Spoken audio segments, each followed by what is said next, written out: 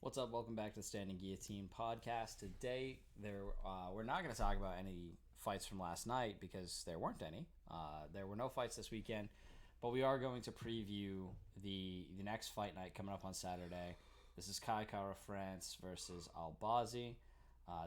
Looks like on paper to be an extremely grappling heavy card.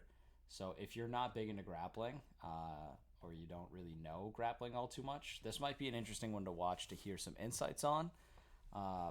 But it could also be a very boring card as a result of, look, it's a lot of grapplers. But there's some names on here. I think these are going to be great fights. But again, if you don't like grappling, this could be ugly with the exception of a few that I want to highlight as we move later on.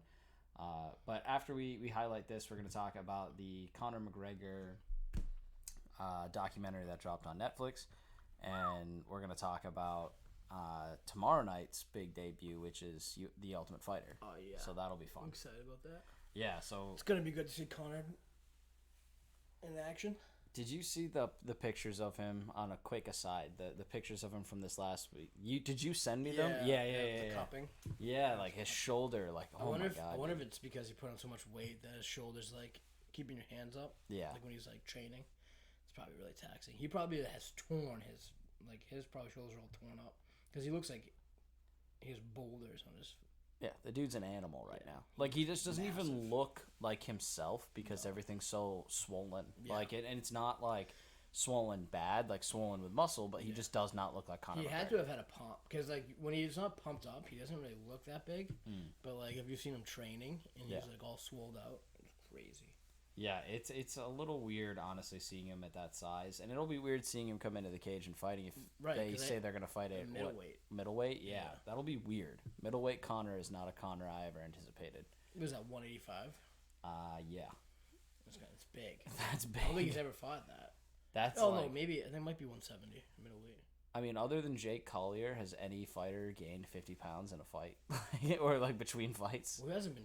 I'm sure he hasn't really... Like, I don't know. It'd be interesting what his cardio's like. Because I'm sure that...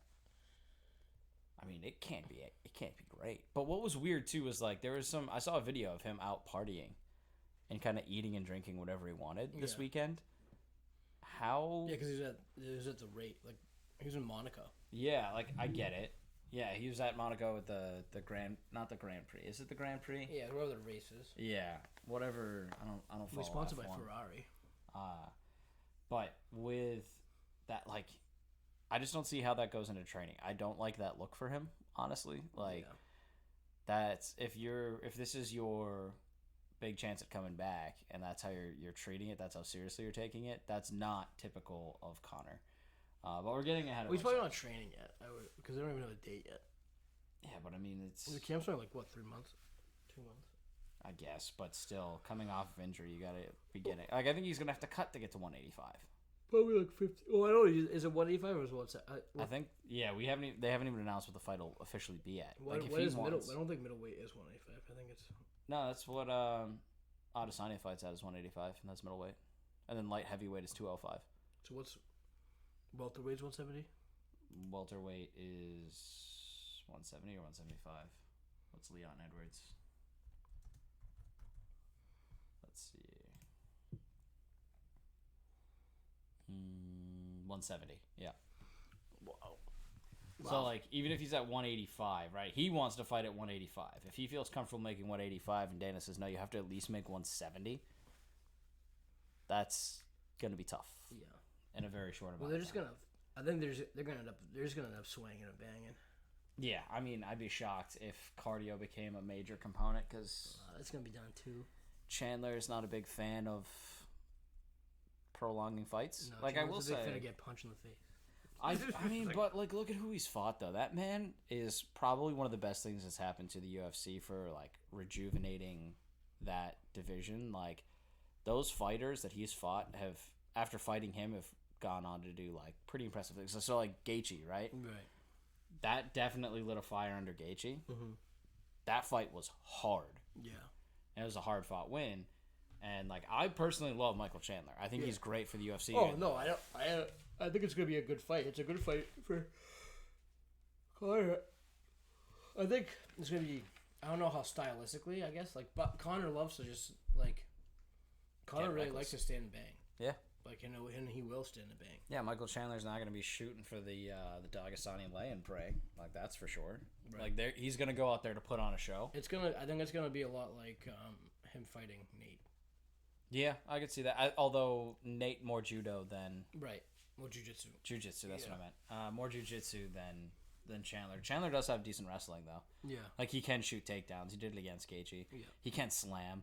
But again, at the higher weight, what is that? I think both, it'll more be like a handshake agreement of, all right, we're going to stand here and swing. Yeah, I bet. Which I think that definitely sets up some interest. Yeah, it'd be interesting to see how Conor's chin holds up. Yeah, I mean, there were a few times where... The leg holds up. Like, is he going to attack the leg? Right. I mean, if he's smart, he kicks the leg. Yeah. Right, because it's his left, which is his lead foot. No. That's his planting foot. Because he's a lefty. So you're left foot back. No. Yeah, because I fight with my left foot forward, right hand back. Yeah. So that's what happened, because he was stepping back with his left foot, and then it broke. The ankle just completely fucking gave out. Yeah. Because he threw the kick. That's the one he was going to want to kick with. So he can keep it sheltered because he's a southpaw, but I'd be shocked if we see Conor trying to rip kicks, or conversely, like what he was doing in that fight, he might try and test it early. Yeah. Like, with the Poirier fight, I think part of the reason was that he was throwing so many kicks. Yeah. Well, yeah. Like, he was really testing it, because the doctor was, okay, well, but we're getting ahead of ourselves, so we're going to dig into that doctor a little bit later. Yeah. I would get a new one. Oh, well, we're definitely going off on that guy. But speaking of going off on some guys, here is... that sounded wrong. All right, going off on this main card. Nice. Kai Kara-France, Amir Albazi. I actually love this matchup. So I was browsing the UFC Reddit, and you'll never find a more toxic hive of scum and villainy other than Tatooine, maybe. But everyone was like, "Oh, Kai Kara-France is 7-3. What the fuck? Why is he ranked so high?" I'm like, I don't think those people watch flyweight. If you look at the flyweight rankings, if you look at who's beaten who, and the absolute bedlam that's there. So you have Brandon Moreno as the champ. Mm-hmm. Brandon Moreno has 2 wins over Kai Kara-France. Yep. The second one, if things hadn't gone the way... Like, if Kai Kara-France had gotten to the end of that fight, he won. He'd be the champ. Yeah. Which is kind of crazy to think about. Well, he would have been interim, and then there was the whole Davison Figueiredo unification. He got knocked out by a liver kick. So it wasn't like it was this crazy, huge knockout blow. It was just this crazy, precise kick that caught him right in the liver. Yeah. He stumbled back, and it was done. Like body started shutting down. Oh. So because you get hit in the liver, it's just like, wah, wah. Your body just doesn't know how to handle it.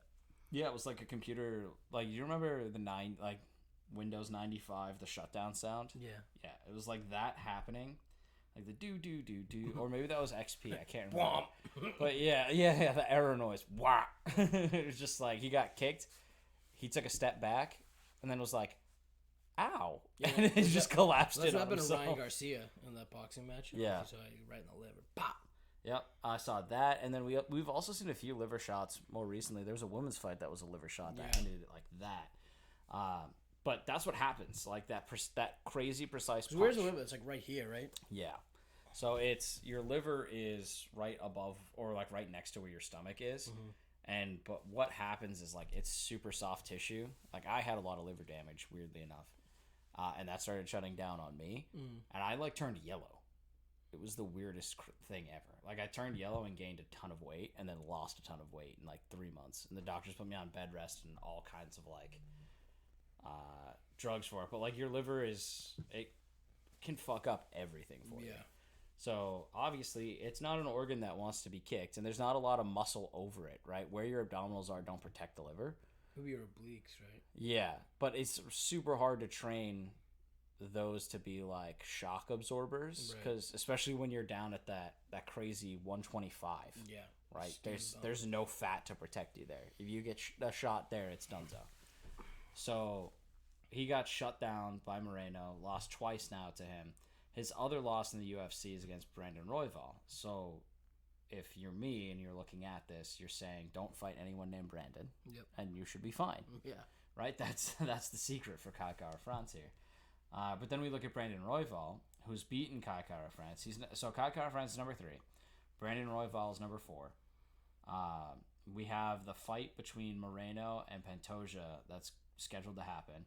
Mm-hmm. Brandon Royval's beaten Kai Kara France. The only people that in the UFC that Brandon Royval has lost to, Brandon Moreno and Alexander Pantoja. Yeah.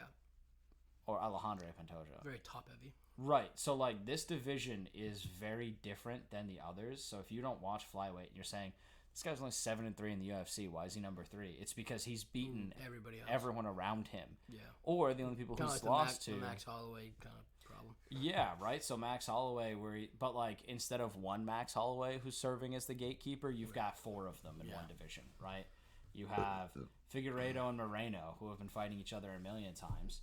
You have Kai Kara France, Brandon Royval. Figueiredo's going up, isn't he? Figueiredo is leaving. So that leaves you with Moreno, Pantoja, France, and Royval. I think Royval should get the next title shot after this. Well, you could. I think that probably is all determined by what France does. Like, I'm sure they'll kind of look when you look at the number 7 against number 3. That's like, does France belong there or? Yeah, I mean, he is coming off that loss, and he has lost to the number 4 guy behind him. I honestly don't love the fact that he's ranked above Brandon Royval. I think Royval should be 3 and he should be 4, but that's an argument with the rankings. Yeah. Even if Kara France wins here, I don't think that he gets the next title shot. Next title shot would be either... If it's against Moreno, no way, right? You're 0-2 against Moreno. Against Pantoja, you have a better argument because you've never lost to him. Mm-hmm. And Royval has lost to him, so there's a little bit of an argument there. Yeah. But realistically, Royval's beaten Kara France. And that's where you get into this weird... Well, honestly, I think they want Manel Kape to kind of break out. Yeah, I mean, but he's got to do something. But another name that's interesting is the other name on the card is Amir Albazi. So if we look at Albazi, he's taking a step up here. He's 16-1, so his record is still pretty clean for being in the UFC. He's beat Figueiredo, but not that Figueiredo. The other one, his younger brother. So if we're talking step up in competition, he's fought not Jared Gordon, Malcolm Gordon.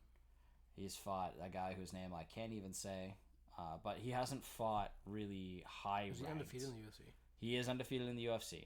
Now, he beat Costa, but this was his debut, right? So we're not seeing... He's had one fight. So this is a big step up in... Yeah, it is.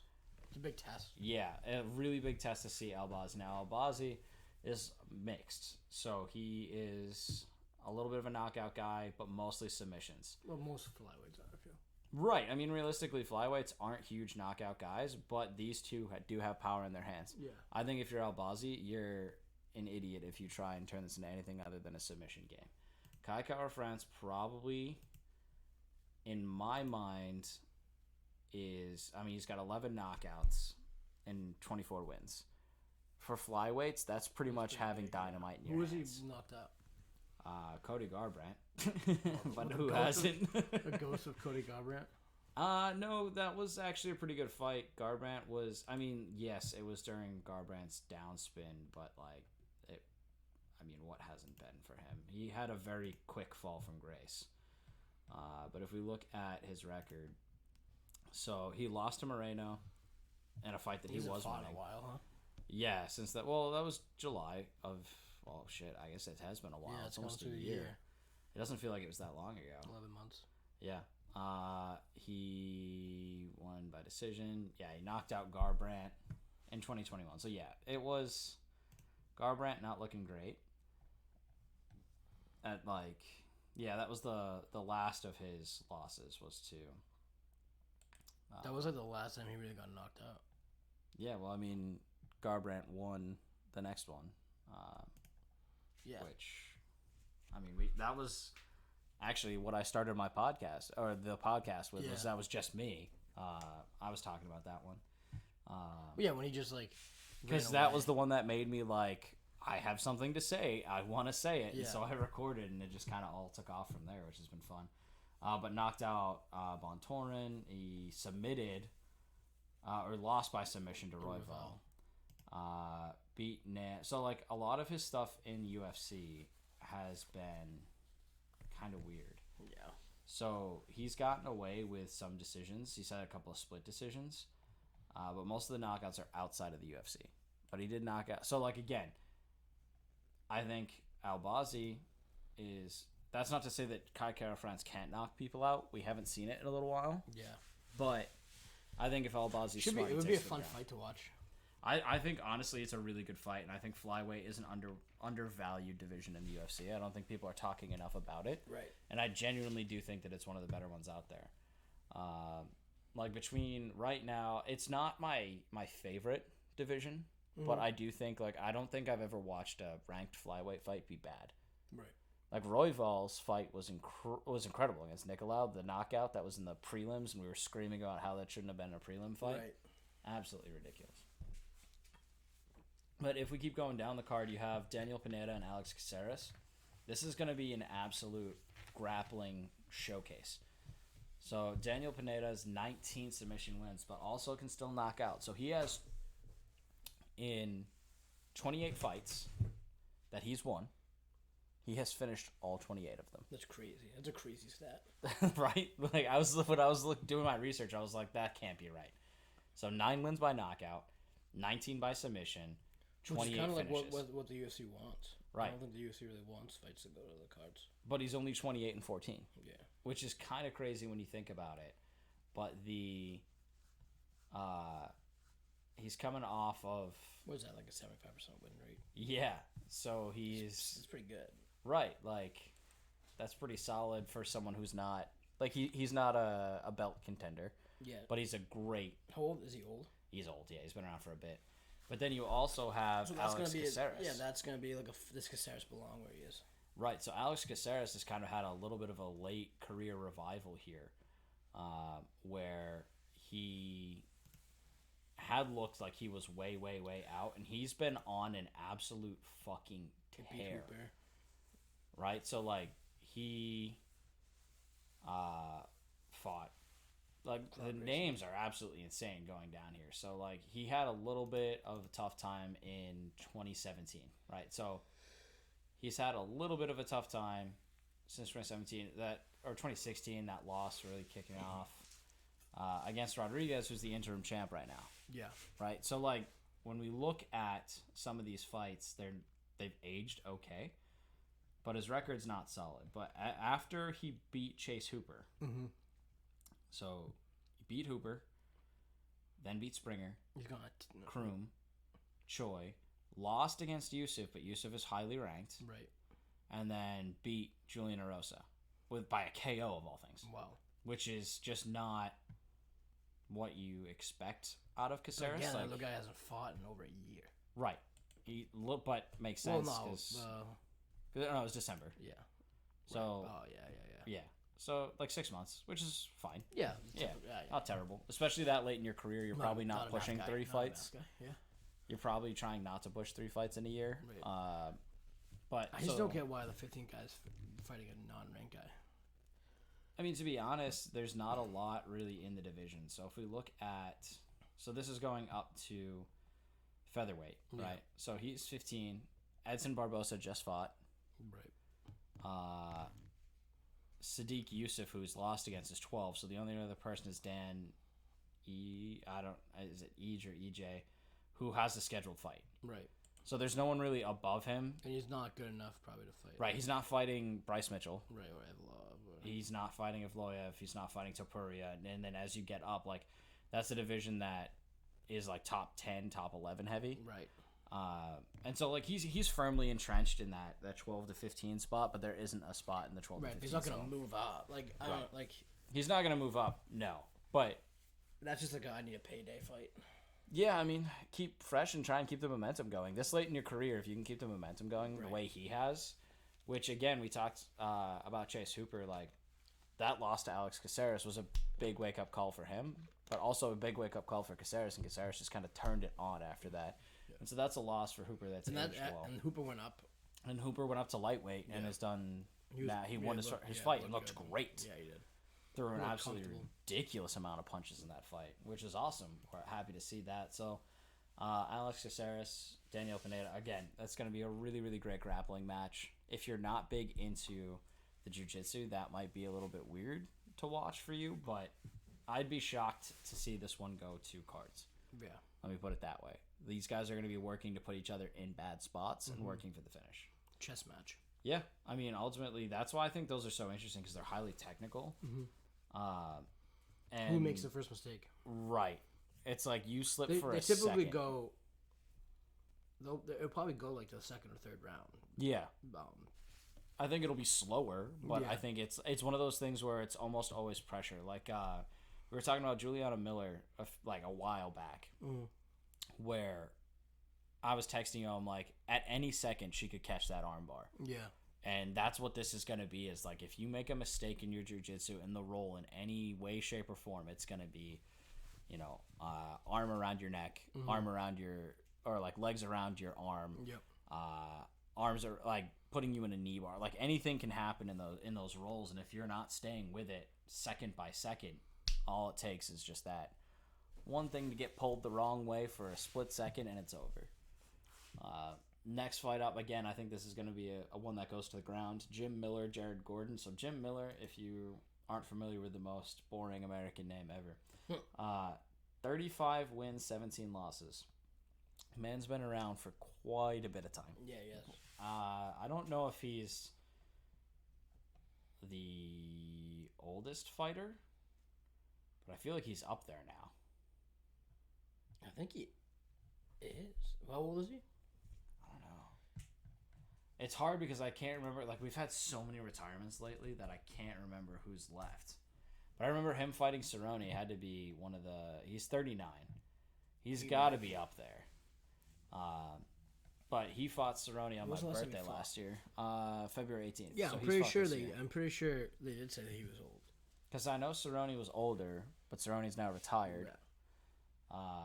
I think when they fought, it was like Cerrone and him were like this, like it was like 1 and 2. Yeah, I think that's because that was the last fight Cerrone had. I think. Yeah, and that was the one that retired him. So Cerrone retired on my birthday last year, and then Miller, I think. He's coming off of a loss, but a decision loss, so it's not terrible. Before that, he had a little bit of a streak going, 3 wins in a row. I don't know how much is left in the tank for Miller. I wouldn't be shocked to see this being a retirement fight for him, like one last kind of card. Yeah, what stinks, though, is that it's in the Apex. I wouldn't want to retire in the Apex. The Apex just sucks. Yeah, like, he did it every time. Every fucking time, dude. But he's going against Jared Gordon. Now, Jared Gordon, the last time he was out was against Bobby Green. He took that headbutt, and that cut his head open. Oh, right. And it was that knockout that wasn't. I'm surprised he's back so early. Oh, yeah. Because that was a huge... vicious headbutt, yeah. And he followed up with ground and pound. That was just in April. Like, late April. Maybe he wasn't... Yeah, he maybe didn't get a concussion. Maybe he was good. Maybe. I mean, he couldn't have, or at least wasn't in protocol. Yeah. But, yeah, it was... Oh, yeah, he was the guy that fought Paddy Pimblett, and then, like, people said that he... Like, that he should have won. We were saying that fight, the Bobby Green versus Jared Gordon fight, would kind of show... who Paddy is, more than anything. So, again, I think that point still stands, but now, against Jim Miller, if Jim Miller looks great, what does that say about your boy Paddy Pimblett? I don't know. I still think he's 90% entertainer, 10% fighter, but I still think he's funny as hell. Yeah, yes. Like he's good. He's good for the UFC. Right. I mean, people where like it's needed personality. You know who's a sneaky good for you is Marab. Mm-hmm. Like you would not expect him to be hilarious. Dude's on his villain streak right now, and I love it. He is such a goofball, and it's really fun because he's just this really small guy who's just kind of in the background, like hyping up Aljo and causing problems with O'Malley. And he's like a half a foot shorter than O'Malley. He's like, "Let's fucking go, dude." He's like Let's that little go. brother that's just annoying as fuck. Yeah, it's hilarious. I genuinely love his personality. I think he's fun too. I wish we got to see more moments like that because I feel like there are more personalities and fighters out there. We just don't get to see them. Right. Whether that's because they're too busy actually training to be really good fighters or because they don't really have the platform to promote themselves, I don't know. Yeah.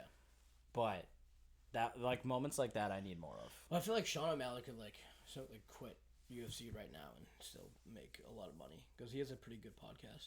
Yeah. I mean, I think with the podcasting, sure, the sponsorships. He's just like good. but- He's like entertaining too. Like I don't know if you ever listened to his podcast. I have, yeah. He is an interesting person. I do think, though, for him, he hasn't quite reached that. He's on the track of where I think if he wins the belt, that opens up a whole new level of sponsorship and money-making opportunities. Huge. Well, that's really for anybody. Yeah, I mean, like, would Conor be Conor without the 2 belts? Absolutely not. Would Conor, with 1 belt, have even been the same Conor? Probably not. Probably not. Like, it's hard to really express the difference that makes in your ability to market yourselves, but also the fact that he was being pushed heavily by the UFC, and it seems like Sean O'Malley kind of the same deal, but we'll have to see. Like, yeah, it's very. It seems as though, like, even like you can tell Dana White has favorites. Oh yeah, he fucking hates Aljo. Yeah, which is like. Well, because I don't think the more he hates on Aljo, fighter. Like, but I don't. He's a great fucking No, I fighter, dude. Like the more he hates on Aljo, the more better, I like the better him. Aljo gets. Yeah. And I think because Aljo made a good point. He was like, "You're pushing me to do all this stuff." He's like, "How about like a good job? Like, you can't get like a good job." Like, but I mean, I think it's because Aljo's ruined a lot of what Dana's plans are, right? And like that's not Aljo's fault. Yeah, but like, why not like just promote him then? Like, you know what I mean? Like, yeah, I mean, whatever it is, whether he just doesn't like him, their personalities don't match up. Yeah, because I honestly think Aljo's Woodley too. Yeah, he hated Tyron Woodley. I would point out one similarity between the two, but I'll behave myself. No, I don't. No, because he likes John Jones. You know what I mean? He's given John Jones every opportunity. So he likes wife beaters. Daniel Cormier. Yeah, no, I know. But if we were to take the low-hanging fruit, we would point out while ignoring the fact that there have been other black champions that he has pushed. Yes. No, I just don't think he likes boring fighters, which is like not like. But I mean, look at how he pushed Khabib. Right, like that was, and then bringing in all those Dagestani fighters afterwards, establishing that pipeline. That I think is the difference, though, right? Is that he was able to access this brand new pipeline of fighters and bring in all this new viewership and market share. So like, and it opened that up I think is the difference. It opened up the Middle East, like really like did. Saudi Arabia. And like realistically, what does Aljo bring you? Nothing. Yeah. Right. Like he's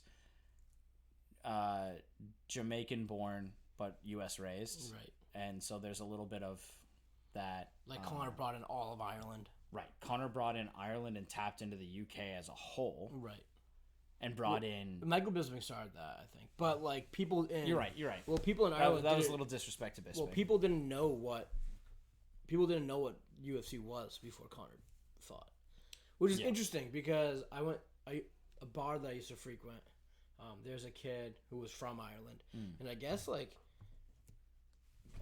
Conor gets like a mixed bag over there. Like some people love him. Like I think from people like where he's from, like love him because he's brought in a lot of attention and he's done good things to the community. Yeah, but the other people fucking hate him, and that was right after he punched that guy in the like. Yeah, I mean, but he's also kind of like the worst caricature of an Irishman you could have. Right. Right, but you also have to remember that like. From where he is, we're getting down the Conor rabbit hole again because it just can't be stopped.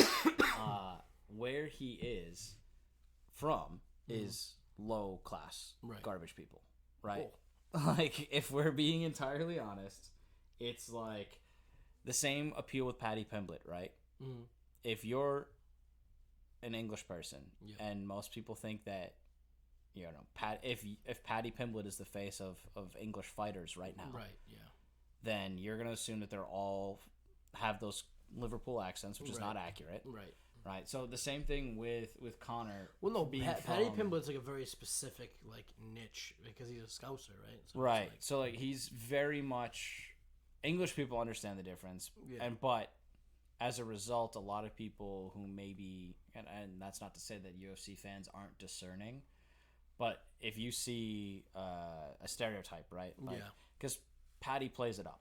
Yeah. Right. He's a character of that kind of person. And I think Conor plays a character of that kind of person. Yeah. And I think that's what maybe your tension would rise from is like, okay, if he's trying to resemble the worst version of us possible on a global stage, that makes us look like that, and we don't want to look like that. Right. Like if we took, now, I will say that as a fellow garbage person, I understand. So that's why I said garbage people, because I'm from poor people area, but I never acted like it. Right? I was taught not to act that way. Yeah.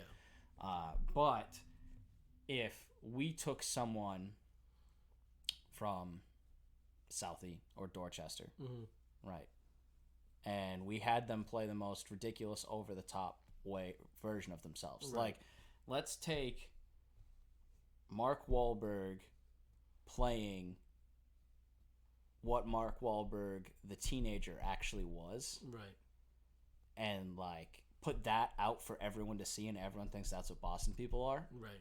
We're not going to be happy with that, right? Yeah. Like that's not how Boston people are. Like as much as people say they love The Departed, the accents really get to me. Yeah. Because what about the town? The town, same thing. It's like I like the movies for themselves. It's the over the top. Like that's not how people. They were trying to be too authenticious. Yeah. That's a word. It's from the movie, dude. I know. Yeah.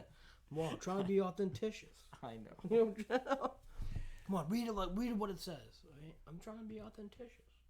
But it's like movies like that have like, so for example, when I went to when I lived in Ohio, first job I had, they were like, "Oh, you're from Boston. You don't sound like you have an accent." And I'm like, "Well, yeah, because we don't talk like that." Yeah. It may come out at points, right? But generally speaking, I don't walk around talking like a townie. Yeah, Dave, right? My buddy Dave does. There are some people that do, and that's fine.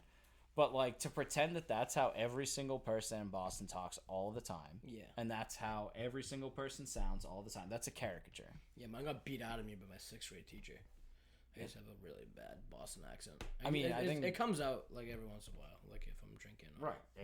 If you're lost in the sauce, yeah, it happens. Yeah. When I go home, it happens. Right. When I'm around my friends from home, that happens because a lot of them are either Dorchester or Southie transplants. Yeah. So like, that's just how they speak, right? But when we have someone who comes out like a caricature, I could see why people don't embrace that. Yeah. It's like, oh, here's a reflection of all the worst things about your society up on a global like platform being cheered on. Right. When you're like, that's not how we are. We don't want to represent ourselves that way. Right. But that would be like taking someone from one of the trailer parks and like imagine taking somebody who lived at the Old Town Lines. Yeah. And like propping them up as like the champion of Malden. Yeah. Like that's not it. You don't want that's like looking at like the Trailer Park Boys and thinking that everyone from Canada is like that. Right. Yeah. But that's kind of, if you're like that's a lot of people like, oh yeah, Irish people like that. Like the only thing a lot of people could tell you like about Ireland is beer, Conor McGregor, and like pub culture, shamrocks, like St. Patty's Day, and it's like there's so much more to Ireland than that. But people are like, yeah, everybody's Irish one day a year. Shut the fuck up. What about Cinco de Mayo? Dude, Cinco de Mayo is again a terrible caricature of all things Mexico. Like the worst thing ever was quick diversion. The software company I worked at, we did a Cinco de Mayo thing with a fucking mariachi band. Oh. I'm on a call when they come in. The fucking trumpets and guitar going. I'm on a sales call into Southern California, which was my sales territory. Yeah. And like everyone else ended their day at 5. My day didn't end until I want to say like 7, 8, because the time zone gap. Right. I came in later and I stayed later. Like that's just how it worked. I came in at like 11 and left at like 8 or 7. Yeah. And if I had like a scheduled call, sometimes it might be that late because the 4-hour time gap. Right. So I was talking to someone who was of Mexican descent and was like, what the fuck is that? And I was like, my extremely white, over-the-top CEO thought it would be a good idea to have a mariachi band. And he's like, do you realize how offensive that is? And I was like, sir, I promise you I'm not playing this music. I'm not doing it intentionally. I didn't plan this. They didn't tell me. And then meanwhile, someone's putting a sombrero on my head and handing me a margarita, like, hang up the phone, let's go. And I'm like, dude, what the fuck? I'm on a sales call with someone who's Mexican American, who's listening to this. Shut the fuck up. Just be like, sir, I need to call you back. I need to go appropriate your culture real quick. Yeah. But like, it was the worst thing. Someone bring ever, up the dude. Caesar salad. Right. It was absolutely atrocious. But again, same idea where like you might not want to celebrate that kind of individual. But Jared Gordon, Jim Miller, this fight's going to show us who Paddy Pimblett is. And speaking of Mexican culture, next we have Victor Altamirano and Tim Elliott. Again, another what should be a really good grappling match. Victor Altamirano, this was the guy that got called up like short notice, right? Oh no, he's been around for a bit. Maybe this isn't who I was thinking of. But yeah, he just fought Salvador on March 25th. Love that for him. Yeah, he's fought quite a bit. This is the guy who is a young prospect, right? Yeah, I think so. Yeah. And then he came in. That's right. Yeah. I'm remembering who he is. I think I was getting him mixed up with some guy who got called up at the last second. When we were at... Yeah. But with this fight, he came in, young prospect, Dana White Contender Series. That's right. It's starting to come back to me. Lost his first fight, bounced back, won the next two, and then fought just recently. I feel like that's typical of the Dana White Contender Series. They come in, they lose their first fight. I really think it comes down to like, you know how they talk about like European basketball players and they come in with the game being a different speed? Yeah. I feel like for Dana White Contender Series guys, it's the same thing. They come in and it's like everyone is just as good or better than you. Yeah. And you've been fighting people beneath you for a long time. Right. So it's like that adjustment to get into. But like, yeah, Dana White Contender Series brings in these guys really, really young. Mm-hmm. They struggle. And then they have to get back on their track. And he's done so. But going up against number 11. So this is a good opportunity for him to break into these flyweight rankings. Right. So if we look at flyweight again, so number 11 is Tim Elliott. There is Muhammad Okayev at number 12. There is some opportunity to potentially sneak into this top 15. But again, once we get like 9 and up, this division's absolutely stacked. But this could be an opportunity for him to jump into that top 15 if Altamirano is able to pull off the victory. He is the underdog here. Mm-hmm. And looking at Tim Elliott, this is a guy who doesn't get a lot of finishes. So he's 19, 12, and 1.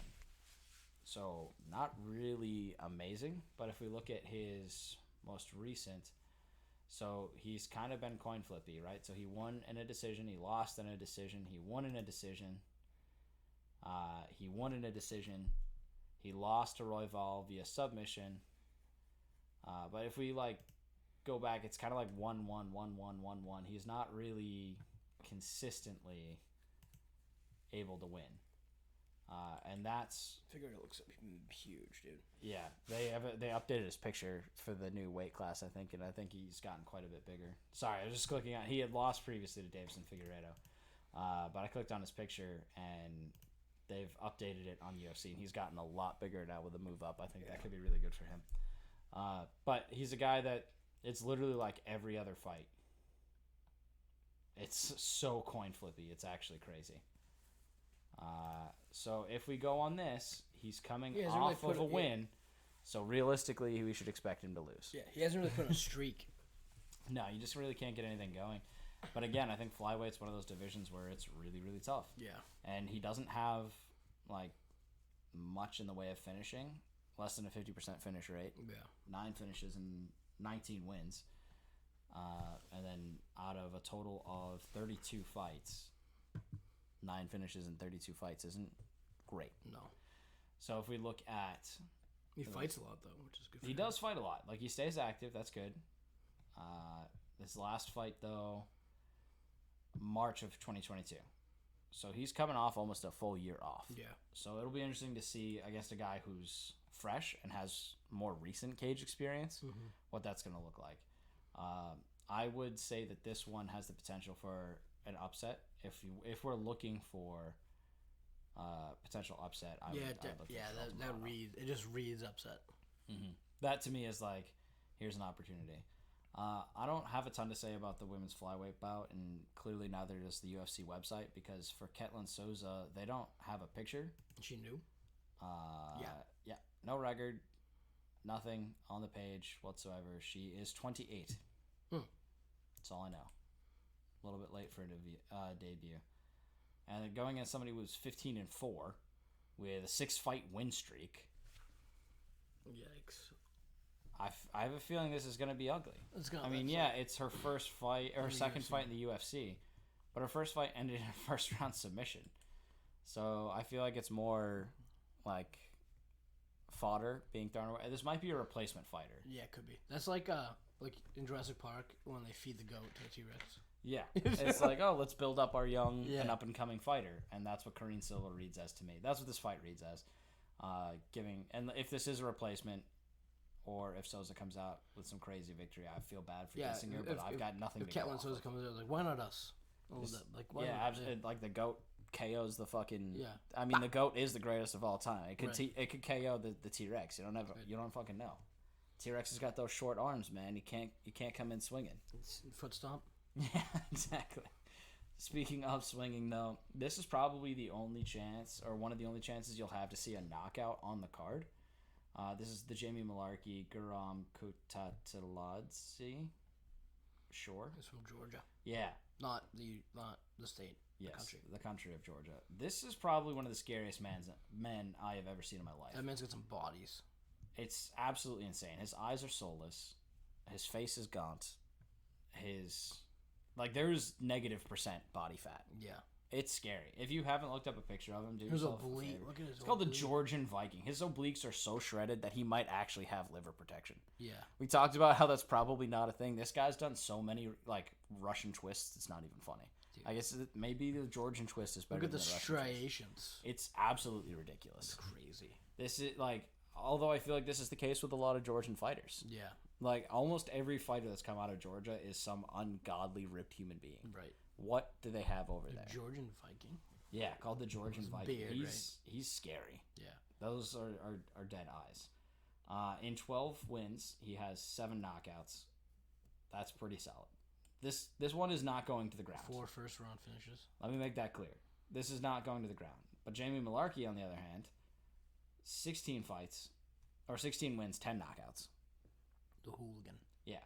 They are not going to stand, or they're not going to go to the ground unless someone's getting KO'd. Now, I will say that it has been a little while. It's been over a year since... he lost that. Never mind, by a KO. He hasn't KO'd anyone since 2021. It's been a while. We're overdue for a Malarkey KO.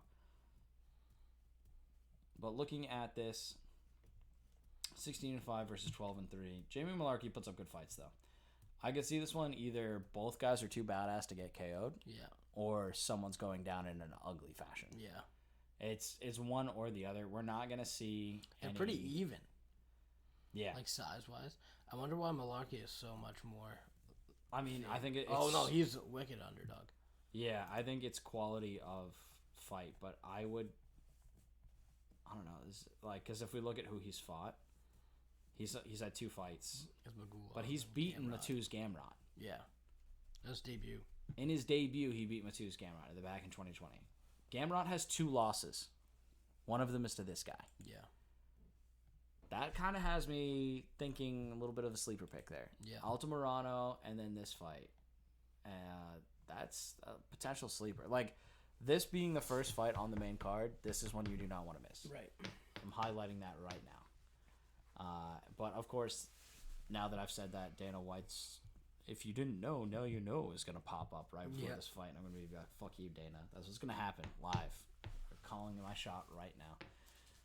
As we move into the prelim, this is actually a pretty stacked prelim with some names you might recognize. There is an Nurmagomedov, but it's a Bubakar, not the undefeated dream of his brother, but I believe this is the younger brother. Or maybe it's a cousin. I can't remember. But I know that this one is actually related.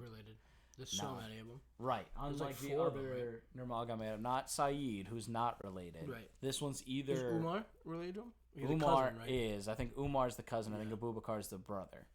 But I can't keep... This is weird, though. Why would Khabib quit, but not his brother? Like, didn't they both get... Or his dad, like... I think it's did Khabib's dad have favoritism? I mean, I definitely think so. But let's see. Is he related? They're not technically cousins. Okay, so he refers to him. They're not technically brothers, but... They're not technically brothers. They are cousins, but Khabib refers to him as his brother. Yeah. Because they were raised together. So that makes a little bit more sense. So not actually blood. So he might be Umar's brother. Could be. Let's find out. Yeah. So other things have reported. So in 2015, it was reported that that's why. So it was reported that this was his brother. Wow. They're not actually brothers. They're cousins. Look, I'm far be it from me to judge because, I mean, my brothers are my cousins technically. And not in the weird Kentucky way, I promise.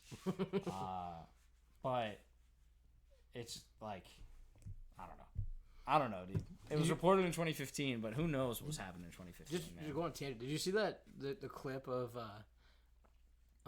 Adesanya in the airport with Pereira behind him? Yeah. Did you see Volkanovski way below the bottom of the shot? Yeah. So what was super funny is if you look at that, you see Volkanovski looking like straight up at the camera because Adesanya's got it up over his head. And if you look quickly, Volkanovski like looks up and then looks down. So Volkanovski's behind him in line. Oh yeah, which is genuinely hilarious. He was like, Pereira's literally hunting him, dude. And and Pereira had a picture too where he was like, he turned and looked at him. I'm surprised that he didn't do like the hunter thing. It would have been like. It seems like they're like like they're not like. I think they respect each other a lot. I think there is a lot of respect. I think it's a genuine rivalry where it's a little bit different than other rivalries we've seen in the past. Because they like grew up together. They came up in the scene together, like with. Yeah, I mean, especially like them going all the way back to 1. Yeah, like that's a pretty solid bond all the way back, and like they've beaten each other. Yeah, pretty much it. They've had wars. Yeah. But with Abubakar... You know what I was watching? So, I was watching a lot of, like, highlights over the weekend. Like, I've been in, like a Brock Lesnar kick. So, like... And then, but I was watching some old, Chuck Liddell videos. Like, what Adesanya did to, Pereira is kind of, like, reminding me of Chuck Liddell. Where, like, Chuck Liddell would get hit, and then he'd be like, oh, shit, and then just maul. Like, there was, like, one it's fight. like a bear backed into a corner. Yeah, there was, like, one fight where he did, like, he, like, got hit, and it was, like, he looked like he was out. I think it was against Couture. And he, like, just, like, changed the whole game and just started swinging. Like, he was like, oh, shit, and just started fucking swinging. Like, it was, like, against the fence. Like, you just, like, kind of got woken up. And then, like, the same thing, Adesanya got hit, and he was like, oh, shit. Ow, that hurt. And then just found his opportunity. Yeah. But it was, like, funny. So I was like, if you, like... I didn't know this, but Chuck Liddell had fought Alistair Overeem. Yeah. When he was, like, really young. Yeah. I think it was before he went in the UFC. And he knocked out Alistair Overeem. And then Alistair Overeem went up in weight and became ginormous. And then he knocked out Brock Lesnar. Yeah. Can't get knocked out if you're fucking huge, dude. Yeah. The weight cut honestly probably doesn't help contribute, or like doesn't help like, or it probably contributes to the getting knocked out because I feel like you're a little weaker. Was definitely one of the baddest men on the planet. Absolutely, terrifying. I mean, if we think about just the wars that Chuck Liddell he trained in what they called it the pit. He like old school fighting. Yeah, I mean, if we think about it, Chuck Liddell and Tito Ortiz were probably at one point two of the scariest men alive. And Chuck Liddell made Tito Ortiz look like a little bitch. Yep. Which is they crazy. were boys before. Yep. They were like friends. But that's definitely an era of UFC that is appealing and fun to look back on. Like especially because I don't think a lot of those earlier guys get the props that they probably should have. No. And they definitely didn't get the pay that they probably should have. I mean, even now, fighters don't get the pay that they probably should. But it is what it is. But with Abubakar, what could be interesting here is he does have 6 KOs. So he's not the wrestling. He's Khabib with punches is what he's been described as, right? He does have submissions, 4 of them, but 6 KOs. This is a guy who will stand on his feet. Now, what's really interesting is Dos Santos, who he's fighting, 23-7 with 14 wins by knockout. This one, I think, the smart thing to do. He also does have a jiu-jitsu ground game. He has 3 submissions that way. This one could get really interesting. Because I feel like both fighters can stand. Yeah. Both fighters can go to the ground. I think if you're Nurmagomedov, you go to the ground. Yeah. That's the smart move there. And see how your wrestling stacks up against the jiu-jitsu. But again, 2 different styles of what to do on the ground, so that could be a very interesting and technical ground match as well. Skipping ahead, I'm going to just highlight, this is the prelims, the ones that I'm interested in the most. So Andrei Arlovsky is fighting, and I guarantee you'll hear something about all the fights that he's had, because if you look at this man's career, it's actually pretty insane. 34 wins, 55 fights, 21 losses, 17 wins by KO, 3 by submission. If you look at some of the names, though, that are on here, right? More recently, it's not anyone good. He's like kind of a gatekeeper to the top 15. Yeah. But he's fought Aspinall in 2021, right? And Aspinall's clearly had a good rise. He's fought Tanner Boser, beat Tanner Boser. Interestingly enough, there was the canceled fight against Linz, who is now light heavyweight. He's fought Jairzinho Rosenstrike. He's fought George Sakai. He has fought, like, as we go back, he's fought Tai Tuivasa. He has fought... He's a lot of names. Marcin Tybura. Ngannou. As we start to get further back here, it gets a little bit crazy. Alistar Overeem, Stipe. Right? He's fought Frank Mir. He's beaten Frank Mir. Wow. That must have been Frank Mir at the end of Frank Mir's career. Bigfoot Silva. I mean, it was 2015, so yeah, not peak Frank Mir, but still. Brandon Schaub, interestingly enough. Let's see. As we go down here. He's been fighting since, like, we're talking, I'm scrolling back here, we're in 2002.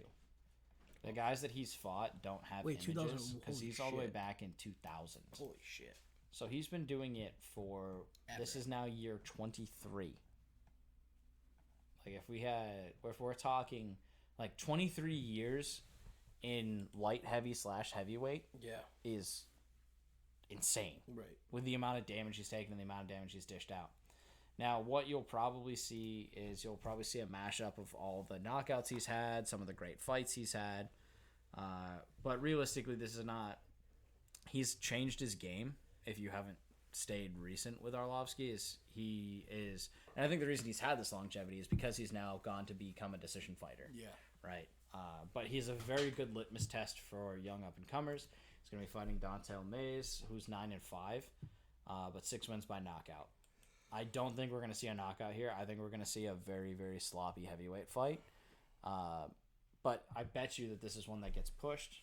I would say that this is kind of one of my... You can sleep on this one. Yeah. The first 2 fights, actually, I think are going to be some of the most interesting fights on the prelim.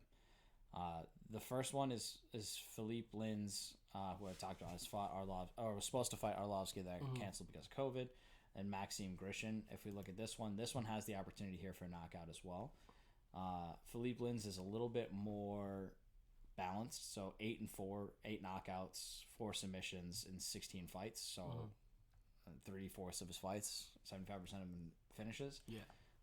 Then we have Maxime Grishin, who definitely seems more like a stand on his feet kind of guy. Now he does have 16 submission wins. Sorry, six submission wins, but he has 16 knockouts. 16 first round finishes. Yeah. This guy has been doing it for a while, too. 32, 9-2. It's pretty good record. Yeah, I mean, pretty crazy when you think just longevity. He hasn't been in the UFC for very long. He came in it in 2020. And since he's come in, he is... What did he fight before? Probably the Russian card. 1, 2, 3, 4. So he's 2-2 since he's come in. But yeah, so this could be interesting. I think light heavyweight's a division that always, like, those fights kind of always deliver because those guys seem like the most balanced. Mm-hmm. Heavyweight definitely has more punching power. Right. But light heavyweight, I still feel like you have to be more developed as a fighter. You have to have a wrestling game. Yeah. You can't just punch people the fuck out and call it a day. I mean, we've seen that with Johnny Walker, right? Having to develop a more complete and total fight game. Yeah. And that's where he came in just knocking everyone out, piecing everyone up. And then as soon as he got pushed, he didn't, like, he kind of took a step back. And now that he's added and developed those nuances to his game, he's moved forward more. Right. I think light heavyweight, great fights. Another great division, bantamweight. This is going to be an absolute masterclass on jiu-jitsu. This is Damon Blackshear, who 12-5-1, 8 wins by submission, going against Lamon Lacerda, who's 12-2, 10 wins by submission. So these are guys that want to just go to the ground. This one's going to be on the ground. Lacerda did lose to Cody Stamann in a decision. In his one fight, so he's going to be looking to get back. And then Blackshear had a draw, and then I don't know what happened versus Basharat because the UFC page doesn't tell me. Was this one canceled? It says March 4th. Damon Blackshear. Let me get to an actual good page. So he lost in decision to Farid Basharat. Why'd they do that? It's bad. Yeah, UFC's website is absolute garbage, dude. The fact that I can Google results better, I mean, realistically, I just should always use Tapology. It's just not as easy to click back and forth between them. Right. But, so he is coming off of a draw in his debut on a UFC fight night, then a loss, and now he's fighting. So both guys have something to prove here, and both guys are expert jiu-jitsu specialists. I know that this is one that Dana has called out. Damon Blackshear is actually one of his favorite fighters. Mm-hmm. Again, to poke a hole in the whole he doesn't like black people theory. Again, that was said in jest, but it's like people will make that connection. Oh, he doesn't like 2 black guys. Clearly he's racist. So I'll ignore all the other information that's available. Ignore the fact that John Jones might be his favorite human being in existence. But yeah, he's mentioned Damon Blackshear a bunch. A lot of people have. There's a lot of hype around him. This is kind of a big fight for him. He is the underdog, interestingly enough. But I think that's just because Lacerda's ground game. Like, what Damon Blackshear specializes in is also this guy's specialty. Yeah. So I think this gets really, really unique. We're going to have an opportunity here to see whose jiu-jitsu comes out on top. And that's a really, really good fight for early on. So I think there's going to be a little bit of a lull in the middle of the card, especially the prelims. The main card seems But the main card's an absolute banger from what I can tell. Very happy with this after the weeks before, which that was the Dern and Hill one where we talked about the Mackenzie Dern fight was great, but everything else was kind of meh. It was kind of mid. Yeah, I mean, the knockout of Michael Johnson kind of sucked. What Slava Claus was pretty dope. The undercard of that fight was pretty good. Chase Hooper was good. Yeah, the undercard was pretty solid. But the main card was definitely disappointing. This one I think it's kind of the other way around, which realistically is that's how it should be. Right. Like the undercard should be, if anything, a pleasant surprise. Yeah. And the main card should always deliver. And then the next week is going to be crazy. But then and then after that we have 289 Nunez. What was that? Like, I mean, this is the one. Yeah, see, I was right. So that's the fight. It's 289 that Dan EJ is on, and that's why Caceres is fighting down. Yeah. I knew he had something coming up. I was right on it. Yeah, I honestly think that 289... I mean, outside of the top 2 fights, though. Yeah. I do like the flyweight bout here, but again, we're talking... Matt Schnell, David Dvorak, flyweight bout. Another flyweight bout that's a featured prelim. The last time we had one of those, that was Royval Nicolau. Yep. So that could be interesting. Chris Curtis. Anytime Chris Curtis fights is... We have a lot of ranked fighters in the prelim. I don't love that. They're low ranks, but still. Khalil Roundtree Jr. fighting Chris Dawkins in a light heavyweight bout. So Dawkins is cutting severely. What is the number 13? They're both number 13. But, so, yeah, Dawkins is heavyweight. So he's cutting and cutting big to get into a light heavyweight fight. Interesting. I mean, it's a big payday. Might be worth trying to get that cut. Yeah. Then we have a middleweight fight. Chris Curtis trying to get back on track. I mean, I don't hate this card. Definitely top heavy, though. Miranda Maverick is fighting the women's cards. They put a lot of the women's fights at the bottom. So people won't watch, I guess. And, like, probably the only women's fight that's going to get watched is the title fight. Yeah, Nunez. Because, I mean, it is Amanda Nunez. Yeah, she is must-watch television. Yeah, 100%. You can't not watch a Nunez fight. And then I'm actually legitimately excited. Like, we have some really good stuff coming up. Like, I like Vettori versus Cannonier. I still don't think either of these guys is getting a title shot off of this because Adesanya's dispatched both of them recently. But, like, who hasn't Adesanya fought at this point? It's a little ridiculous. It's such a mess. And then we have Arman Sarukian and Armin Petrosian. We have the Armenians coming in this night. I'm surprised there's more Armenian fighters. I'm surprised they're not on the card. I wonder why specifically this night, because this is at the Apex. Let's see. Why do I know Pat Sabatini? Why do I know that name? Did he just fight? No. I know this name, but I don't remember why. I think this was actually a fight that I suggested. Or was going... Yeah, it was a fight that I was going to suggest for the UFC Boston. Oh, yeah. But it was scheduled for here. This one actually has a lot of, like, really sneaky good fights later on against some guys that I'm interested in. But if we move ahead, we've got, like, it's stacked. So we did get a break, but we're going to have 3 straight weeks with a fight, 4 straight weeks with a fight. Like, we're going pretty much all through the summer. Yeah, this is every night. And then July 1st, then we have July 8th. Yeah. That's a crazy card. Yeah, that's the UFC 290 Volkanovski versus Rodriguez. That's also going to have Moreno and Pantoja, so that one's going to be a double belt. That seems like it'll be a fun... Wait, no, we'll go back. That one, isn't that one the one with, like... And then Robert Whittaker. Yeah, basically the... Like, they have to hope is that Duplessis wins. If Duplessis doesn't win, they're in deep shit for that division. And then you have... Because Duplessis even Jalen Turner, Dan Hooker, Bo Nickel. Because Duplessis is... Sean Brady, Jack That's what they're trying to get.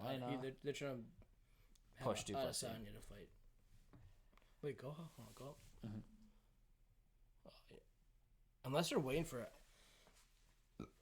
I could see Bo Nickel. Like, if Bo Nickel wins this one, he could be... He get absolutely pieced the fuck up by Adesanya. Man has no stand-up game. His stand-up is ugly. I bet, but they love Bo Nickel is like 500% hype, and like just he loves Bo Nickel though. Okay, cool. You can love Bo Nickel all you want, but Bo Nickel's gonna get starched by Adesanya. Like they are feeding him bottom of the barrel division guys. There's no fucking way that he like. They only put him against people that he's super heavily favored against because they're trying to push him. Yeah. Somehow the man is 4-0, but has 5 finishes. He's that good. Thanks, Dana. Fucking sick, dude. 4-0 with 5 finishes. Absolute magic. But I honestly don't think... He was a wrestler, right, Bo Nickel? Yeah. His stand-up is not nearly developed enough. If they try and push him too early, he's going to get exposed. Yeah. I don't think Bo Nickel gets through fucking... Like, if I were to take a look, like, there's no way that he gets through Marvin Vettori. There's no way he gets through Jared Cannonier. And we're not even talking... There's no way he gets past Sean Strickland. Right. We're not even talking about, like, Adesanya range. I don't even think he sniffs top 15 for a little while. Tom Aspinall. Oh, this is the one in London. UFC London's going to be pretty dope. Davey Grant coming in. I love Davey Grant. That KO was absolutely wild, though. Getting stood back up. I mean, you can't blame him. Right. But I'm excited for the return of Tom Aspinall, though. I think he's the next big thing. Yeah. UFC 291, Poirier Gaethje. That's going to be insane. The bad motherfucker belt. There's just so much good content here. And then that's going to have Pereira and Blachowicz. Yeah. Ferguson, Bobby Green. That one's a great card. Paulo Costa, Ikram Aliskerov. This is huge for Aliskerov. Yeah. I can't even, like, if we're talking middleweights. Well, an unranked guy fighting number 5. That's crazy. Right. Well, no one wants to fight him. Yeah. He's been dodged like crazy. This guy, if he wins here, I could see him having a shot at Adesanya. Yeah. That is, without a doubt, a possibility. Then Stephen Thompson, Michel Pereira, Derek Lewis, Marcos Rodriguez, Rogerio de Lima. This is probably going to be the slowest fight you will ever watch. We just watched them fight. Yeah, de Lima's not great. Yeah. Derek Lewis, historically slow. Yeah. This one's going to be kind of ugly. Yeah. Did you see the video of Derek Lewis catching somebody doing cocaine? No. Yeah. So he's just like at an event and there's this pregnant woman who's taking a bump and he's just like catching it on camera to report it and then it just like flips to the front camera and he goes, just shaking his head, a super disappointed look. It's like fucking Derek Lewis couldn't believe it. And then Chiesa Holland, which I think is going to be super good. Oh my god, there's so many good fights coming up. This whole summer is packed. And then obviously Sterling O'Malley.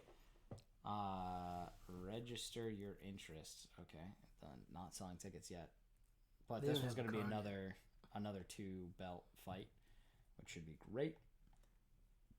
Then we have this is taking us in August, and then they've got nothing beyond that. They haven't even finished 292, and there's still some fight nights to schedule here and there.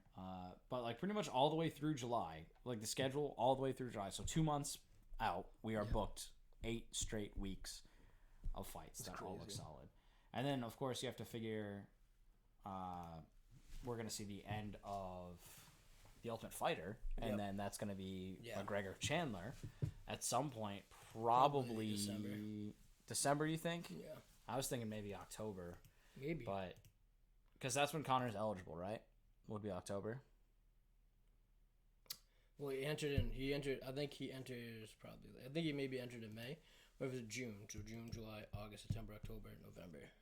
Oh, okay. So they wouldn't give him May. Yeah. Okay. So might be a little bit later. December, I think, would be a good one. A nice little Christmas gift to the world. Yeah. The return. Well, I think they were talking about like having him and like John Jones in the year. Yeah, I could see that. That would be a solid one at MSG. Yeah. As much as I would rather see McGregor in Boston. MSG also makes sense. Yeah, because he can sell out Boston. Yeah, I mean, John Jones can sell out Madison Square Garden by himself. What if they go back to Ireland? Imagine that. It'd be pretty crazy, but I don't know that there's like the profitability of it. Do they have anything in Ireland, a stadium big enough? I don't know. Because like obviously they have the football stadiums, but like you can't easily convert a football stadium to a UFC experience. They do it in England all the time. I don't know how you would do it in December though. Right. Yeah. That would be a little more difficult. Yeah. What's the big one in England? The O2 Arena. Yeah, they sold that. Yeah. I want to actually see the O2. What does it normally do? Soccer. Is it normally soccer? Pretty sure. Music, sport, comedy, and entertainment. But it looks like it's a big indoor dome. Yeah, maybe. Listen, Elton John's final tour for the fucking 80th year running. I just want pictures. What the fuck? Don't show me who's gonna be there. Nah, you know what? We're going to Wikipedia. Fuck this shit. It's an indoor venue. So the O2 is already an indoor venue. Are there any large arenas? Is that in England? It is. Yeah. Large arenas in Ireland. So they've got stadiums, but I don't know. There's not a ton. There's a Viva Stadium, but I don't know that. So that's in Dublin. So you have Croke Park and a Viva Stadium. but that's outdoors. Yeah. That's going to be tough to try and convert. Oh, you can't do that in April. And not in December. In December. Yeah, they've got stuff for the Gaelic games, association football, soccer. Which, fun fact, if you didn't know, that's where soccer comes from, because association was shortened to soc, and then socier, soccer. Huh. Yeah. Fun little development of the English language. And then rugby. So, like, they definitely have stadiums, but it's, yeah. Their biggest stadium carries 69,500 seated. Huh. MSG's bigger than that, yeah? I think so. It's got to be. I've never actually been to MSG. Oh, no. Because the Garden's pretty small. Yeah, but I feel like the Garden's also, like, as much as we like to talk about Boston sports being dope. Oh, shit, the capacity's tiny. Yeah. The indoor capacity sucks. Yeah, like, I think the Garden only fits, like, 15,000 people. Yeah, because that's 19,500 for MSG. Yeah. Yeah, they're not big. No. Which makes the O2 probably their biggest venue. If you think about it. Because the O2 carries... Fuck off. I made the mistake again. The O2's capacity is what? Oh, only 20,000. Yeah. Yeah. So, I mean, it's comparable in size, but it's still... It's in Greenwich. It's not Ireland. And it's far over in England, so it's not really like... Yeah. And they already got something scheduled for the O2, so I'd be shocked if they did Europe. I mean, they could do fucking Abu Dhabi. I mean, they've already got something scheduled, I think, for Abu Dhabi. Or do they? I don't know. I think they've announced that there's going to be a fight, but I don't think any of them are in Abu Dhabi. Because this is Vancouver. And then the rest of this is Apex or Boston. So I think that Abu Dhabi could be a good target for them at the end of the year. Yeah. Because that's definitely got the stadium size, and they'll get the money that's usually where they do International Fight Week. But that's true. Yeah. Well, I thought they were doing that. No, they're doing that in Vegas because they have the ability to have people come back again. Yeah, because of COVID's over. Yep. So with all the people being able to come in, like they want to host International Fight Week in Vegas to because they've got the meet and greets and all that, which would be dope to go to. But I'll probably have to work this summer, so I can't spend a whole week in Vegas. Yeah. Plus, I'm pretty sure my wife would fucking kill me if I left her alone with the children for a week and while I was at Vegas, just shaking hands. Imagine. And hanging out with UFC fighters, and she's hanging out with the two little UFC fighters upstairs. The fact that they were still awake before we started recording was absolutely ridiculous. Yeah, it's crazy. Like, go to bed, dude. They've been up since like 4 a.m. They refuse to go down. It's just insane. And I mean, part of the reason is because they didn't get to go to the park today because stupid neighbor with their stupid dogs. Oh. 2 pit bulls, no leads, really short fence. I was walking the kids. Dogs came like tearing up to the fence, barking and like lunging, and completely ruined the kids' experience. No. And I was like, I started cussing out the dogs, and the woman's like yelling at me from the window. I told her to go fuck herself. Oh, good. And then my daughter was like, "That's a bad word," and I'm like, "Okay, you're right, but circumstance. Like, come on." She should, like, if you have a dog breed that's going to lunge at people, you either need a huge fence where they can't see. Yeah. So, like, they're behind a very well-protected fence where they can't see the people walking. Like, it was barking at there was a couple walking a newborn in a stroller. Oh.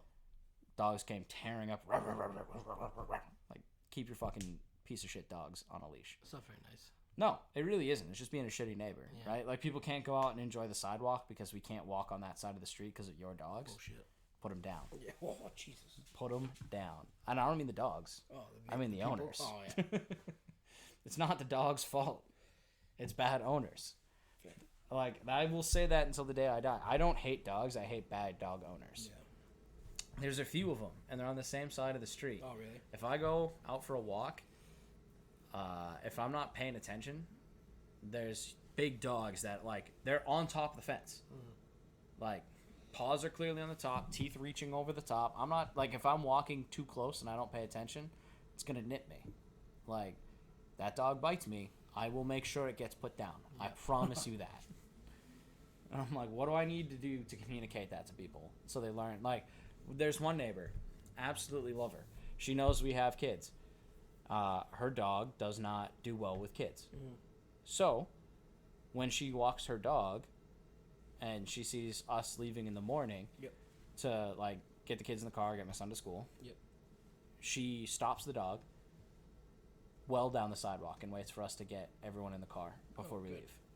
Right? That's proper dog ownership, right? Mm-hmm. She has the dog sit, gives the dogs a treat for behaving, reinforcing that good behavior, and then doesn't come after our kids. But off of my dog hate. So now on to Conor McGregor, and like kind of we've already talked about it a little bit, but with the biggest like shock to me is the doctor who handled like the foot injury before Poirier. Like I thought it came out of nowhere. He was hurt. Yeah. Should not have been fighting. Like a stress fracture, I'm pretty sure. Right. And the doctor was like, no, it'll be fine. Like, oh, if you do this, this, this, and this, it'll be fine. Yep. Clearly it wasn't. Yeah. Well, there's also Conor, too. He didn't want to wear, like, any protective gear because he got beat down by the leg kicks. Yep. Because he felt, like, safe because he had worn the shin guards. Yep. So, like, that's definitely a good point. So, in Poirier, McGregor won. Obviously, the leg just got chopped out. Yep. Because he trained the whole time with a shin guard. So then he decided in his training he didn't want to, caused a stress fracture. Yep. But then, I think on what can only be described as bad advice. Yeah. Made the decision to continue with the fight. If we think about where he was in his career and career trajectory at that point, he was starting to get things back on track. Yeah, he was. Like he fought Cerrone, beat Cerrone bad, and then I don't think Cerrone wanted to fight, which is like sad. Yeah, I mean, because he said he didn't even want to leave the locker room. It's definitely one of the downsides of anytime, anywhere, right? Is you kind of get put in bad spots. Yeah. By the promotion, and I think that was a bad spot to kind of put him in. It probably wasn't the fight for him, but that's okay. But if we go back, right, so he had lost to Khabib, obviously. Yeah, pretty bad. And then he didn't look terrible in that fight, to be honest with you. I mean, he couldn't. I don't know if it was the editing of the show that made him look better. I 100% think it was the editing of the show, because I remember that fight distinctly, and it was Conor had moments on his feet. Yeah. But then there was the overhand right. Like, the person who did the most damage on their feet wasn't Conor. Right. Like, that's what I think people are forgetting. Like, yes, Khabib's striking is laughable, but he did have the one overhand right that he could occasionally throw, like a winging overhand right that that sat Conor down. Yeah, it did. And stunned him. Yeah. Like, he was so like, I don't think Conor at that point, I don't think Conor had been hit that hard before. I don't think so either. And it's pretty crazy. Like, well, maybe Nate. Maybe yes, Nate. Yeah. Because Nate, I think, is a crazy good puncher. But, like, if we go back through his fights, he probably didn't get hit by anything like that before. With his win against Cerrone, that was kind of like okay, I'm not done. And, like, especially that happened in 40 seconds. Mm-hmm. And a lot of people were thinking, like, oh, Conor's back, right? The crazy early round knockouts. And then setting up that fight against Poirier. That first one was ugly, just leg kick city. Mm-hmm. And what I think is really interesting is that they didn't show that fight in the documentary. Yeah. So they went to... they showed a little bit of it, but not like... Well, it was so short. I mean, it was... Funny enough, they spent way more time on the third fight, or where he broke his leg. Obviously, that's like the driving impetus of the show, so we'll give it that. But that fight was shorter than Poirier McGregor 2. But they really just showed the aftermath, and I think like if we look at his career, I think you can make the argument that there might not be another fighter whose career was derailed more by COVID than Conor McGregor. Yeah. Realistically, so like the significance of where he was in his fights. Right, and people not wanting to fight him because he couldn't get fights. Right, couldn't get fights. Struggled with trying to get on Fight Island. Yep. And so there was a lot of stuff going on in the background. Then obviously with Habib being where he was, like, and then losing his dad. Yeah. Like, that was in a bad spot. That was in 2020. The belt was also, like, if you think about it, that should have been prime Conor McGregor time. Right. Right there.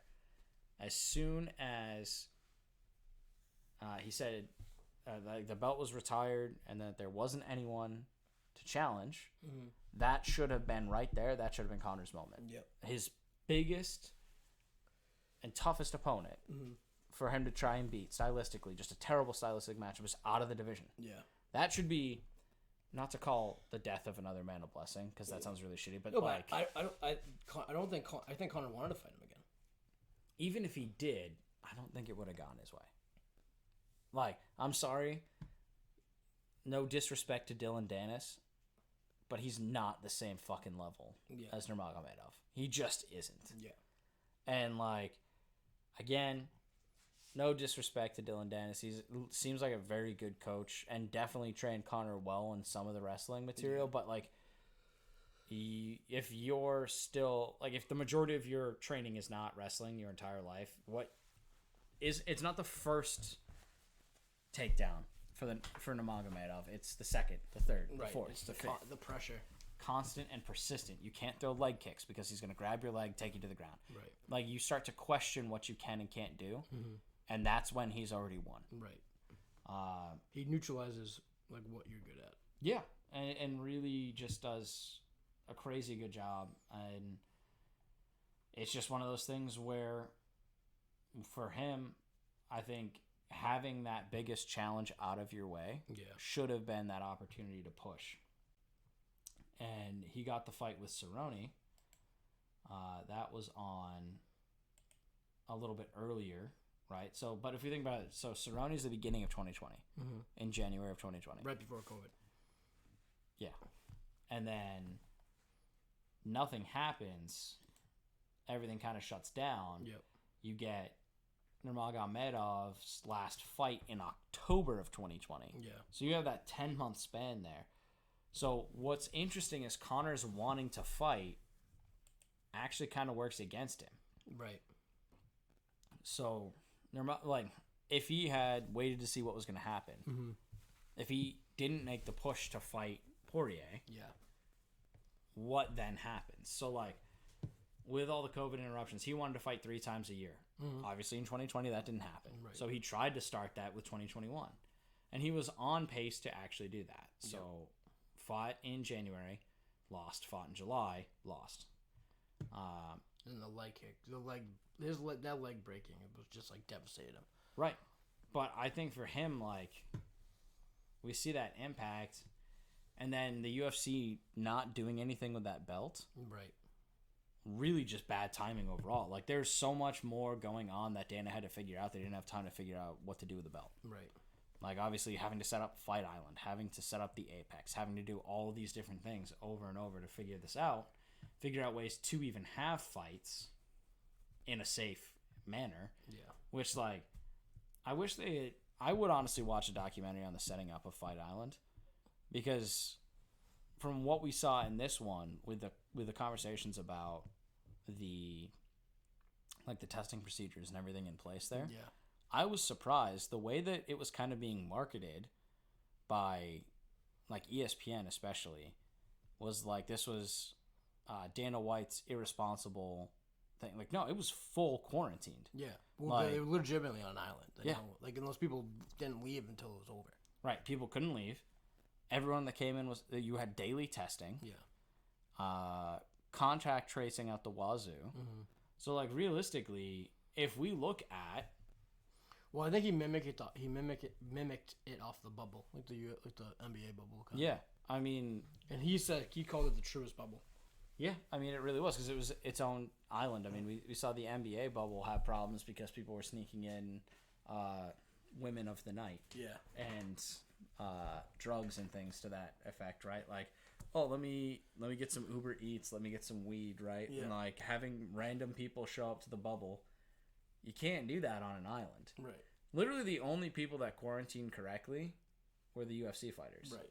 But again, that was such a stripped down version of the division that you had to put your best against your best. Yeah. So like there wasn't even an opportunity for warm up fights. Like Cerrone wasn't much of a warm up fight for McGregor coming back. Right. And then for him to try and make that push to fight 3 times in a year, I just don't think that was because he like retired because like he wasn't getting fights and he was retirement. like I'm just gonna retire, and then I think the UFC was like whoa. Yeah, it was a mess. But I mean, if I'm being honest with you, and the documentary pushed this a lot, I don't disagree that retirement would have been the best thing for McGregor. Like if he came back and fought Cerrone and retired at that point. Well, he definitely didn't want to retire. It was like that's how he was. That was like the way it was his leverage. Yeah, and I get that, but realistically, though, we look at this is a man who's made more money than any other UFC fighter. Most of it from the fight with Mayweather, right? $100 million off that. Takes that $100 million, parlays that into Proper 12. Yep. Then sells his stake in Proper 12 for like I think it was like 750 or some crazy, like $250 million. Yeah. Like some crazy number. I know it was north of 600, so more than $500 million. Yeah. Right, turns a small investment into a huge one. Exploded the brand. This is a guy who could have spent all of quarantine on his yacht. Yep. He has a family. He's got 3 kids.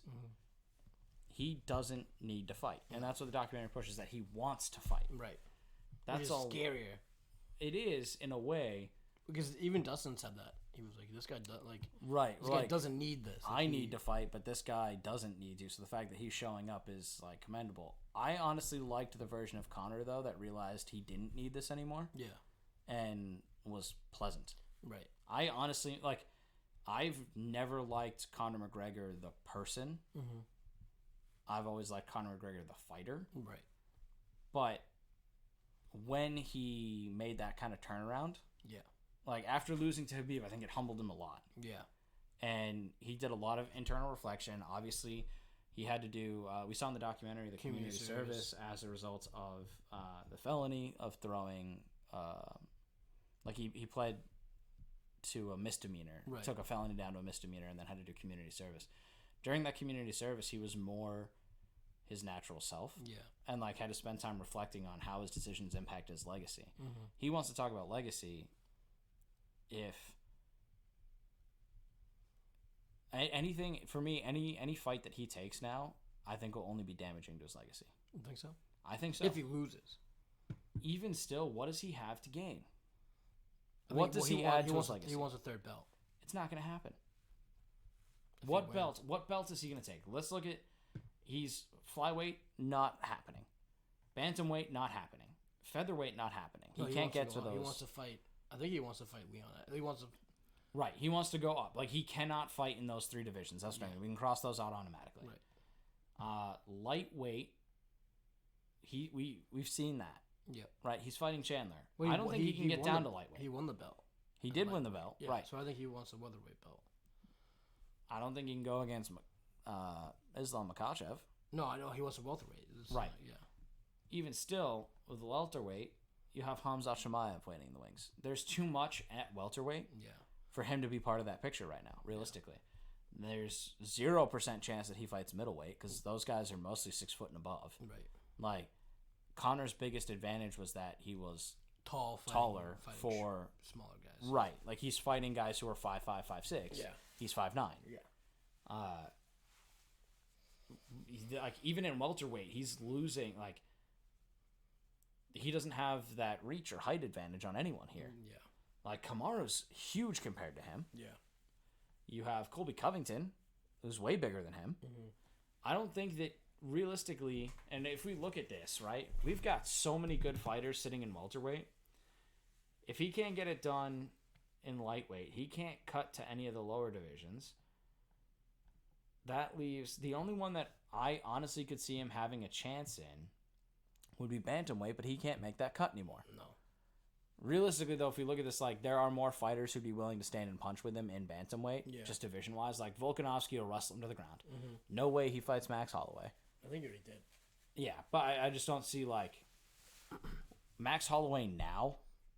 Yeah, same thing with Dustin Poirier. Like, right. Yeah. Like, I think lightweight, you have to get through someone who, like, that's the ghost of Khabib sitting right there. I think he's kind of like, he doesn't have a place. He lost his, like, mysticness, I think, too. Yeah. Which is sad. Like, the Mystic Mac, like, where people were like, oh, what the fuck? Like, anything that guy said, he did. Yeah, he doesn't have and, that like, shine people, anymore. well, again, people, like, he would get into people's heads. I don't even think, like, I mean, he did look really great, I will say, against Poirier in that first round. The leg kicks were crazy. I think he could have, like, won. I think he was on his way to win that. Because you have no idea what happens if he did this break. Like, yeah. And even Joe Rogan talked about it. And he was like, you can't say that because you have no idea. Yeah. Like, he comes off that, like, because he was I think he was winning. He should have, like, I'll check the cards because I'm curious. So, UFC 264 cards. But I don't see him coming back from that debilitating of an injury at that age. Yeah. To being It'll be interesting because I wonder, like, what, like, I was like, I wish I looked this up because I was gonna, I just, like, forgot. But, like, what has, like, because, like, there's two guys who have had that injury, right? It's Weidman and Anderson Silva. Mm-hmm. Like, Anderson Silva didn't really do any, like, did he, like, do anything after he, like, that injury? Like, I don't think so. So in the UFC, I don't think. So, yeah, so they scored the cards because it ended in the first. So, two of the judges had it 10-8 because the way that the round ended. Yeah. But, like, and one judge had it 10-9. But, again, there's no way to really know because they're scoring off, like, that. It happened at the very end of the round, and it looked ugly. And, like, the 10-8, but he was blocking the kit, like, he, like... Because Poirier probably should have gotten the finish there. I'm surprised that... Who was this? Herb Dean? Okay, I'm not surprised that the judge didn't step in, or that the ref didn't step in. It was stopped in between rounds, which was weird. Yeah. But for me, okay, the biggest thing, like, and this, so because it's his plant leg, here's where I think it's going to be a problem. Is he going to be able to generate the power in his punch? Well, that's why he put on the size. That's why he puts on the size, sure. But if you... Just from a physical perspective, I have questions about movement around the ring. I have questions about the transfer of power. Yeah, and taking hits, like, that's going to hurt. I mean, luckily, it's his back leg, so he should theoretically... But he's a guy that liked to switch. Yeah. I think we see an end of switch stance. So now, if you're a fighter, you attack the non-injured leg. Yeah. Because he's not going to switch stances. Right. I severely doubt he comes out and switches stances. I just don't see that being part of his game anymore. And that was a big part of his game that I don't think... Like, that's what made him... It's like you always had to keep track. Like, okay, now he's southpaw, now he's orthodox. Where's the power punch coming from? Yeah. But without that ability to plant and really generate that transfer, sure, you can build in your arms and legs, but the majority of your weight's going to come in that... the majority of the force of your punch is coming from the weight transfer, starting with, like, low to high. Right. So if you can't generate that lower body power... I just don't see his punches being as impactful, and that's his thing. Yeah. So I'm concerned about punching power. I'm concerned about mobility. I'm concerned about the fact that he can't switch stances to protect his legs against the leg kick. But then also there's the mental component. If you don't trust that leg, that's hard, right? I have, like, when I had my shoulder injury in college, I switched which hand I played tennis with. So I tore my labrum in my right shoulder.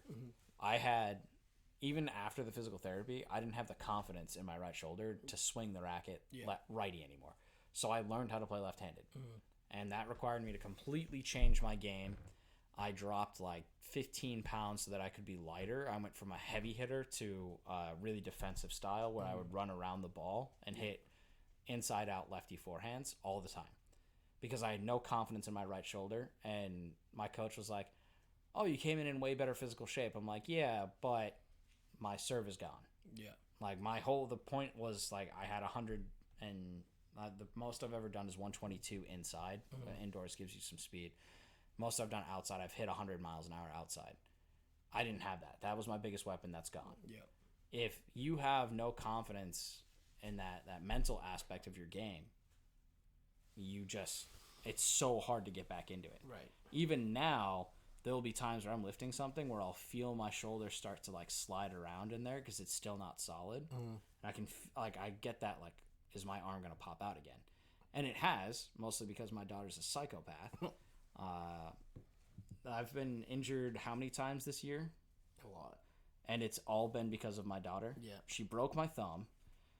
She literally wrenched it out of its socket and broke it. An absolute savage. And then she jumped off of my shoulders while I was giving her a piggyback, and I caught her and like just reached behind my back and caught her, and that popped my shoulder right out. Like 100% I'll trade my shoulder for my daughter's skull every day of the week. But that, like, in the back of my head, that's always there, right? And so for Conor, I see that as this could be a problem. Yeah. If he's moving forward without, like, yes, he's always the confident person in person, right? Like, he's the cock of the walk, as it is. But I think it's kind of disrespectful to Chandler. Like, it's a great payday for Chandler, but it's disrespectful for people to be like, oh, Chandler's got no chance against him. No, I think he does. I think Chandler could be a very scary matchup for him. Yeah. It's a good fight. It's a good matchup. Yeah, I mean, I would have loved to see prime McGregor versus Chandler. Right. More than anything. But I think the days of the notorious Conor McGregor are gone. Yeah. I think it's, what does he have left in his tank? And if he loses this is more damage to his legacy than anything. I would have liked to see a tune-up fight coming back. Michael Chandler is not a tune-up fight at all. It's kind of disrespectful to Chandler. Yeah, like, I mean, I will say that, like, it kind of makes, the only reason it makes sense for Chandler is because he's not got a great record since coming over to the UFC. But, I mean, look at who he's fought, right? So, he beat Ferguson and made Ferguson look bad. Yeah. Right? That was painful to watch. That's what I'm worried about happening to Conor, if I'm entirely honest with you. I'm worried about seeing Conor go out like Ferguson. For, like, dragging out the career too long. Yeah. And making it something that it realistically never should have been. And that, to me, is, like, the scariest outcome. But if we look at Chandler, so Chandler came in and KO'd Hooker right off the bat.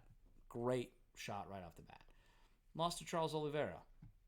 Okay. He was the champ at that point. Yep. Lost to Gaethje. Again, nothing to, like, hang your head about. Beat Ferguson. Bad. Yep. Lost to Poirier. Yep. So, like, yeah, okay, so he's 2-3 since coming into the UFC, but can you name a single one of those fights that's been bad?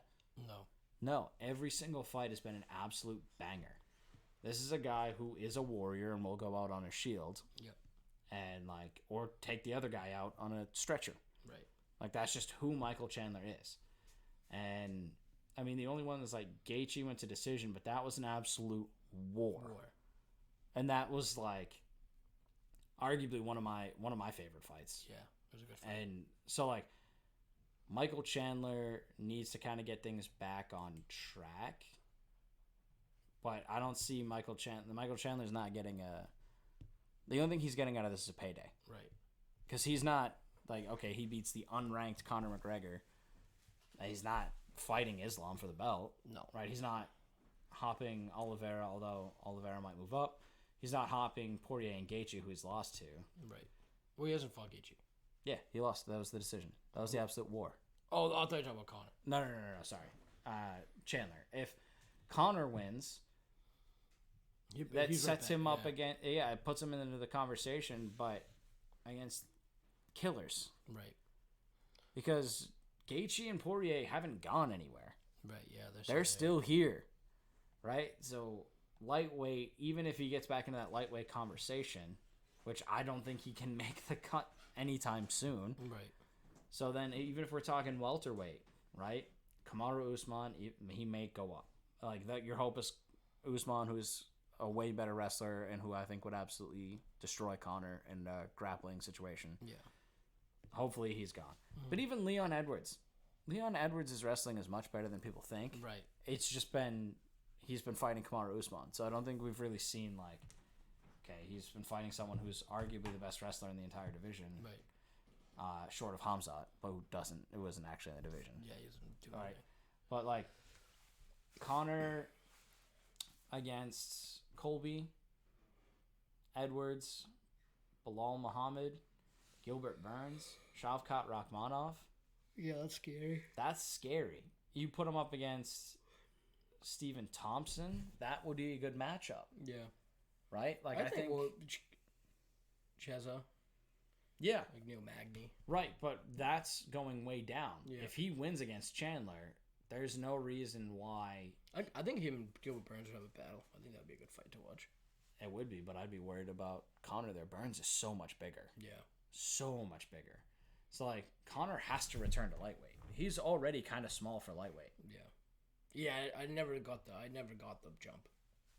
I mean, I think it was just because he had so much trouble making the cut. Yeah. Like, that's hard. And, like, we saw in the documentary how hard the cuts are on his body. Right. That's not fun for him. No. It's not fun. Like, he'd be on the bed, like, just dead. Dead, yeah. And, like, okay, if he makes the cut, like, if he goes to lightweight, if he can't cut, even if he goes to featherweight. No, he can't. What weight's for you there? Yeah. Alexander Volkanovski. You're not getting that. There's no way he can cut down to 135 to fight bantamweight. No, he's stuck. So, like, he's just in a bad spot. And, maybe he proves us wrong.